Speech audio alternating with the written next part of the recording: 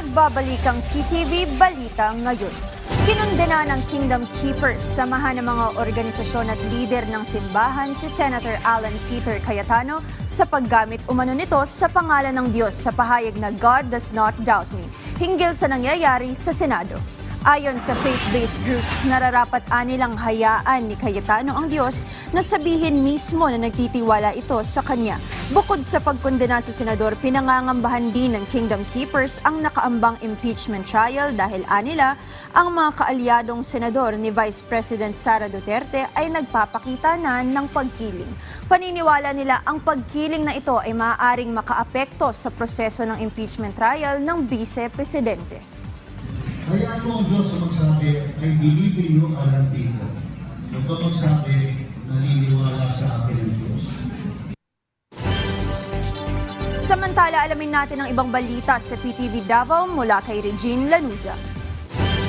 Temporaryo una nga gisarado sa Land Bank ang pipila nila ka mga branch sa Mindanao nga naapektuhan sa pagtayog sa magnitude 7.8 nga linog kagahapong adlaw samtang nagpadayo ng safety assessment sa ilang mga pasilidad. Diin sa South Cotabato, apektado ang Kalumpang General Santos City Branch, General Santos Highway Branch, General Santos Pioneer Branch o Coronadal Highway Branch. Sa Sarangani usab, temporaryong gisarado ang operasyon sa Alabel Branch ug Glan Branch. Apan gisiguro sa Land Bank nga ang ubang branch sa tibok nasod magpabilin nga abli ug magpadayon ng serbisyo sa publiko. Samtang nagpadayon ng evaluation, giawhag usab nila ang ilang mga kliyente nga mogamit sa digital banking services sama sa mobile banking applications ug online access. Umuduol sa mga abli nga branch alang sa interbranch transactions. Padayon ang pagpahigayon ng assessment sa Davao City Social Welfare and Development Office kung CSWDO alang sa mga panimalay ug pamilyang naapektuhan sa magnitude 7.8 nga linog nga nasaynati sa syudad. Sumala sa CSWDO, aduna nay mga balay nga natalang naapektuhan sa linog.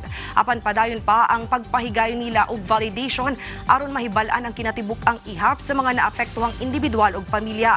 Dugang pa sa mga buhatan, aduna sila ginasunod nga proseso sa pag-assess kung ang usa ka balay partially damaged ba o totally damaged. Human sa mong evaluation, dito palang mahimo ang rekomendasyon alang sa angay nga tabang. Gikumpirma sab sa Davao City Information Office nga walay natalang namatay o nasamdam sa syudad subay sa nahitabong pagtayog kagahapon. Wala sab sumala pay dakong kadaot sa mga importanteng infrastruktura sa lakbayan sama sa linya sa kuryente ug tubig, mga nagunang tulay, dalan ug uban pang pasilidad sa gobyerno. Ugmo kadto ang nagunang balita dinhi sa PTV Davao. Ako si Regine Lanuza, maayong adlaw.